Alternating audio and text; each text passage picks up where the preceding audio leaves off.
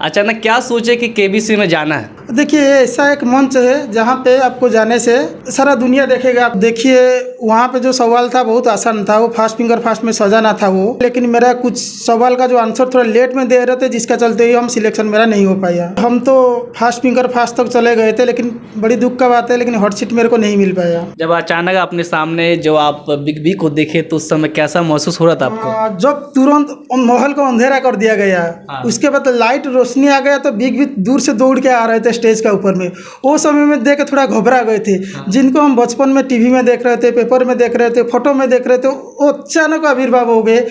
लेकिन big B से मिलने के लिए मेरा मन में बहुत इच्छा था, ड्रीम था। आखिर देखने वो कैसे आदमी होंगे, वो उनसे मिलने के लिए बहुत ड्रीम था, इच्छा था। मेरा पैसा कुछ भी मैटर नहीं था। उनका साथ में फास्ट फिंगर फास्ट खेलते हुए हमको सितंबर 5 में टीवी में हम नजर आएंगे।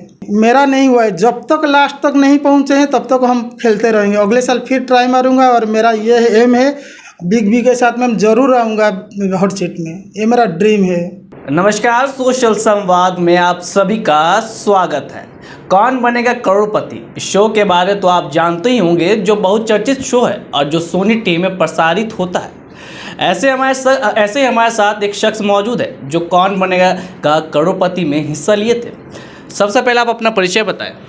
मेरा नाम आर्तोत्रण साहू है। हम रामकृष्णा फोर्जिंग्स में अकाउंट क्लर्क हूँ और रामकृष्णा फोर्जिंग्स से 2010 से जुड़ा हुआ हूँ। आप केबीसी में पहुँचे थे, अचानक क्या सोचे कि केबीसी में जाना है? देखिए, ऐसा एक मंच है जहाँ पे आपको जाने से मतलब सारा दुनिया देखेगा। आपको फ़ोटो पेपर में आएगा, न्यूज़पेपर में आएगा। आपको थोड़ा समाज में थोड़ा और इज्जत मिलेगा, प्रतिष्ठा मिलेगा और कुछ धनराशि भी मिलेगा।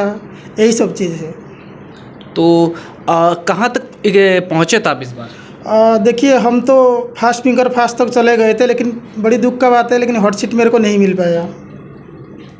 तो जैसा कि कई लोग जाते हैं वहाँ जाकर सोचते हैं कि मैं भी करोड़पति बनूं, तो आप किस तरह की तैयारी किए थे आप उस वहाँ तक पहुँचने के लिए? देखिए, हम तो दिन में 8-10 घंटा मेहनत दिन रात होकर बहुत तैयारी किए थे जाने के लिए। तो वहाँ पे गए, लेकिन मेरा कुछ सवाल का जो आंसर थोड़ा लेट में दे रहे थे, जिसका चलते ही हम सिलेक्शन मेरा नहीं हो पाया।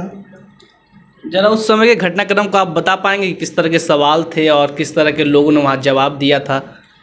और देखिए, वहाँ पे जो सवाल था बहुत आसान था। वो फास्ट फिंगर फास्ट में सजाना था वो, तो उत्तर से दक्षिण, दक्षिण से उत्तर, यही सब स्टेट को सजाना था, जो कि हम सजाते समय मेरा थोड़ा सा 1-2 सेकंड लेट हो जाता था, जिसका चलते हुए हम हॉट सीट में नहीं पहुँच पाए।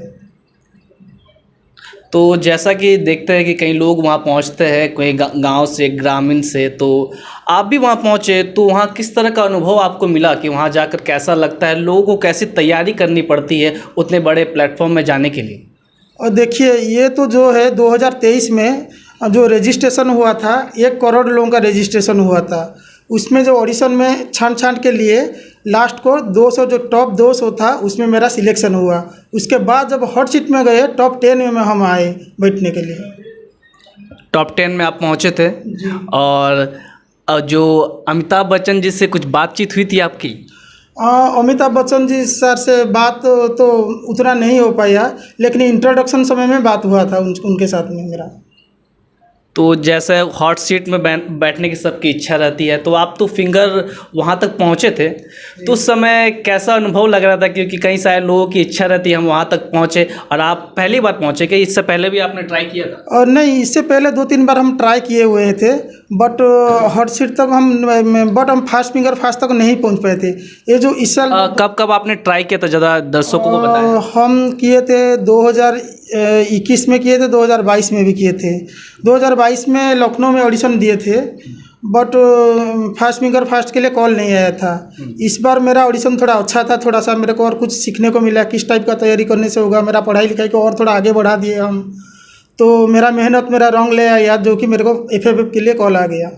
किस तरह के सवाल होते हैं ऑडिशन में और क्या करना पड़ता है, ज़रा दर्शकों को बता सकते हैं? देखिए, इसके लिए तो क्वेश्चन कहीं पे भी आ सकता है, लेकिन आप तैयारी करते रहिए। जैसे हम लुसेंट का किताब तैयारी कर रहे थे, उसके बाद डेरेक ओब्रेन का किताब भी पढ़ रहे थे, इंटरनेट में भी पढ़ रहे थे, यूट्यूब के बहुत सारा चैनल फॉलो कर रहे थे, टेलीग्राम चैनल भी देख रहे थे। बहुत सारा चैनल हम पर तैयारी कर रहे थे वहाँ पर जाने के लिए। तो उस समय ऑडिशन किस तरह का हुआ तो ज़रा दर्शकों को बताएं। देखिए ऑडिशन 3 राउंड होता है। फर्स्ट होता है ऑडिशन का, जो फर्स्ट राउंड होता है आपका क्वेश्चन आंसर राउंड होता है। उसके बाद वो 20 क्वेश्चन आंसर देता है। हम लोग का यहाँ पे जो कट ऑफ मार्क होता है इस बार 14 से एबव जो रख रहा था उसको वीडियो राउंड के लिए सिलेक्शन होता था। और मेरा एबव 14 से एबव मेरा 16 लग रहा है। 16 मेरा आंसर सही था, जिसके चलते हुए मेरे को वीडियो राउंड के लिए सिलेक्शन हुआ, जो लास्ट राउंड था। वीडियो ऑडिशन राउंड मेरा कम से कम 30 मिनट्स चला था और लगता है वो लोग उसी में सेटिस्फाई हो गए, मेरे को एफएफ के लिए बुला दिए। फिर जब बुलाया गया तो घर में किस तरह की खुशी थी?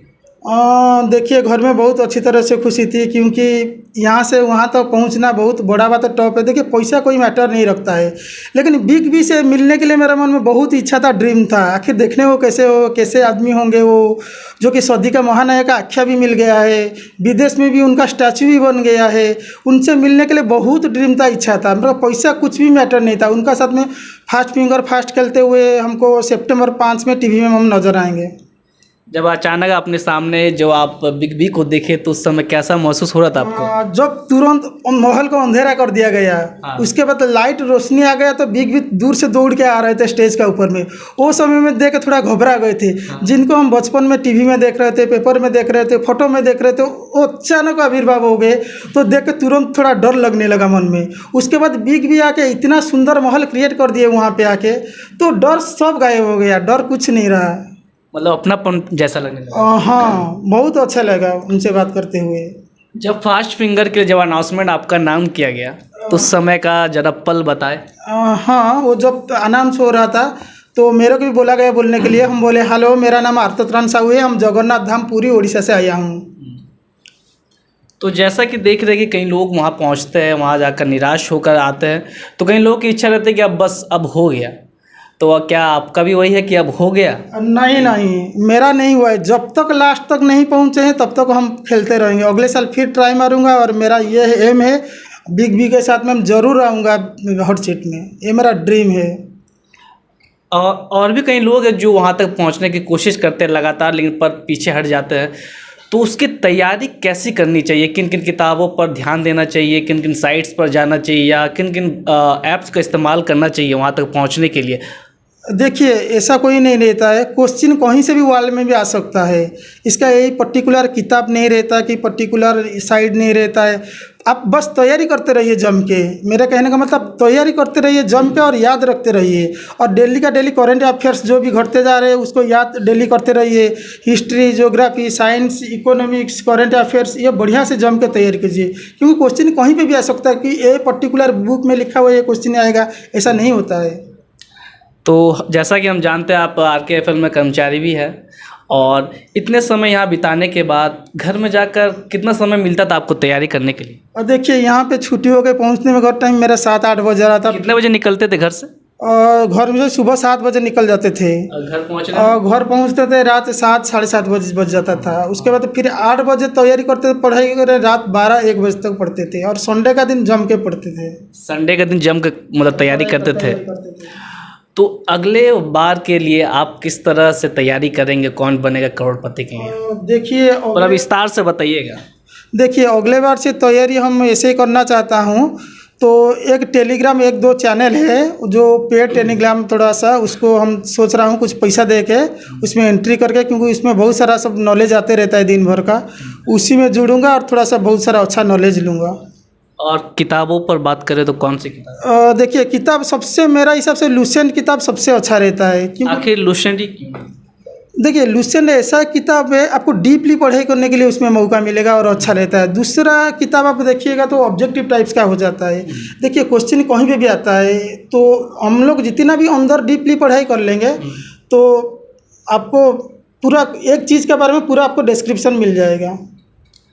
तो वहाँ तक तो आप पहुँचे तो यह बहुत बड़ी बात है, लेकिन हम भी चाहेंगे कि सोशल संवाद की टीम भी चाहती है कि अगले बार आप जाए तो वहाँ से जीत कर ही यहाँ पहुँचे। तो आप देख रहे थे कि किस तरह इन्होंने कौन बनेगा करोड़पति तक पहुंचे थे और पूरा मेहनत करते हैं। आपको पता ही है कि यहाँ के कर्मचारी भी है और दिन रात एक लगा दिए थे वहाँ तक पहुँचने के लिए। तो इनके जज्बे को हमारा सलाम है। तो ऐसे अपडेट के लिए सोशल संवाद के साथ जुड़ रहे हैं। तब तक के लिए देखते रहे सोशल संवाद। मैं आकाश अपने सहयोगी विनोद के साथ। जय हिंद।